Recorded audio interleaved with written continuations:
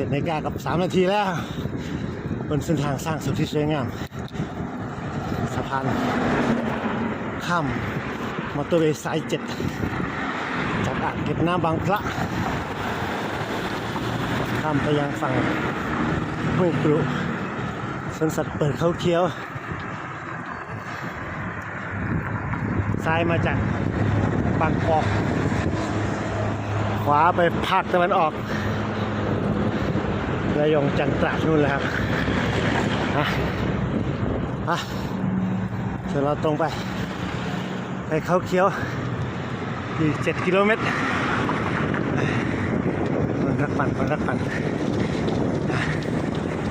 ช่างใหญ่ว่าไงน้อยช่างใหญ่เอ้ยช่างใหญ่เ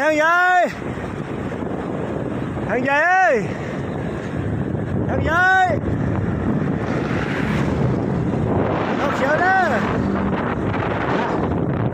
รู้กันก่อนนี้ส่งซิกแนลแล้วเขาเขียว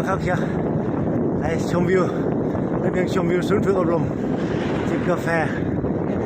โอวัลตินขนมปังปิ้งไป